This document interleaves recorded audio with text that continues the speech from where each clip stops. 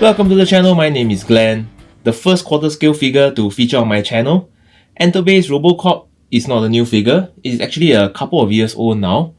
I bought this off a Black Friday sale for US 200 bucks. Not too bad, considering that this was US 500 bucks when it was first released. The earlier versions did come with electronics. I think it was sounds and automations. This one is not the one with electronics. Enterbay had them removed for the later batches of the figure. They have omitted an outer cardboard box as well, so it's just the styrofoam inners and a cardboard card. Personally, I'm not a fan of this. It makes it harder for me to store the box. So now I have to keep the shipping box that it came with if I want to store the entire thing. Let's have a look inside.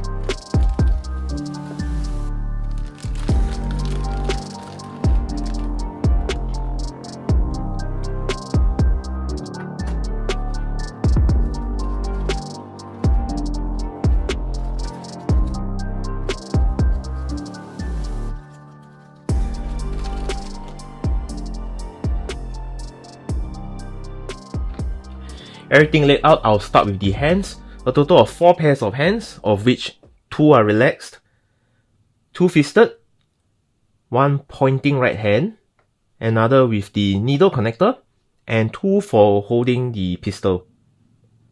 Up top there is a weapon arm from Robocop 3. Not too bad in terms of detail, apart from the panel lines that are quite glaring. The entire gun is painted in black, apart from the rocket, which is silver.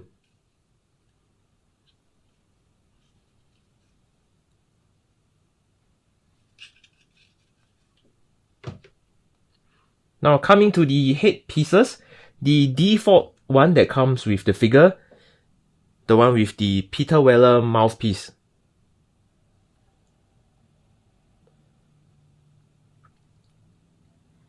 The second mouthpiece is also of Peter Weller. This one is with the mouth slightly open, used for the action scenes. The third mouthpiece is not from Peter Weller, it is of Robert John Burke from Robocop 3.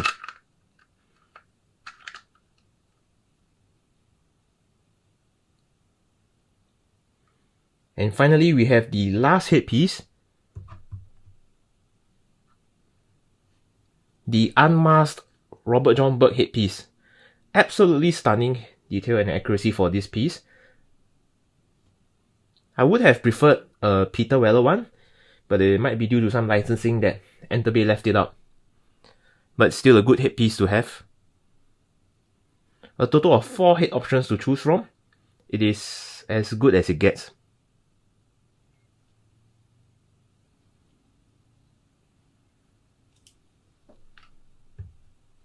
Two chest plates are included.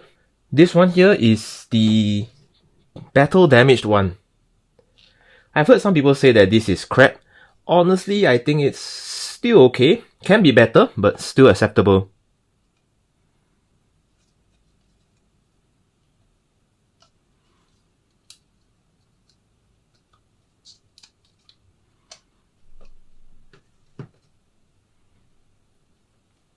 A remote control to control the electronics. Up and down controls the holster for the leg. Left and right to turn the head. And the middle button activates the voice function. This remote requires a pair of AAA batteries to work.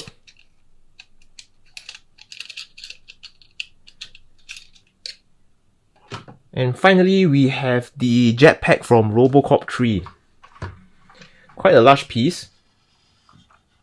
There is a decent amount of detail on this piece, but it is actually quite flimsy. It feels plasticky and hollow.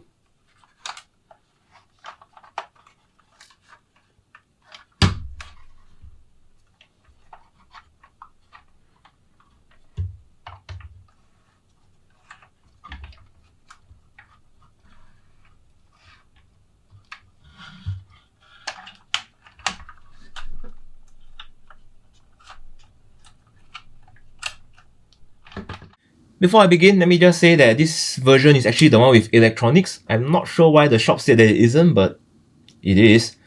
Starting with the head is probably the best area of the figure thanks to the head sculpt. I think the head sculpt is spot on. It looks just like Peter Weller. The visor is made of a different material. It's not just painted on. And here is where the figure really starts to fall apart. Every joint on this figure is loose. The mouthpiece is loose, the top piece is loose, and so are the neck joints. But the neck does come with a left and right automation feature with the press of the remote. The body is okay from afar, but up close you can actually see the mold lines. The panel lines, or should I say the panel gaps, are large enough to fit 3 X-Wings inside. The color is slightly off, it should be more blue, but I guess it's okay compared to the other flaws on this figure. The armor can be removed by unhooking the top clips here, and they will come just right off. At the back is where the batteries go, 3 AAA batteries that need to be activated by this little switch here. Oh yes, and this figure does come with a voice function, with the press of the remote again. Dead or alive, you are coming with me. You are under arrest. You have the right to remain silent. Arm articulation is only about 10 to 20 degrees outwards, and the shoulder joints aren't exactly strong enough to support the weight, so they will just drop down eventually. Articulation front and back is 360 degrees. The elbows look fake because they are hollow, and the elbow joints are only about 3 clicks forward. But I guess that's due to the design of the Robocop suit, so I will not penalize on that. Leg articulation is almost non-existent, but it does come with some automation feature. Everything is fine until you turn to the back and find rubber pistons. I think Hot Toys did a better job in this department. The ankles as well, there's only about 3 clicks forward and back, but they are strong enough to sustain the weight of Murphy, so he can stand on his own without any support. To give it a score, accessories and options, I'll give it a 8. Build quality 3. Detail 7. Paint job 6. Price and value, considering that I paid US $200 for this ship, I'll give it a 9. Total score 66%. Enterbay's Robocop would have been a decent figure if it wasn't for the poor build quality. But I guess for the right price, I mean, considering the price that I paid for this, coupled with its enormous size and the electronics function, it's actually not too bad. I bet early bird collectors who paid $700 for this must be kicking themselves right now. To buy or not to buy? I guess if it's below Singapore $300, just get it.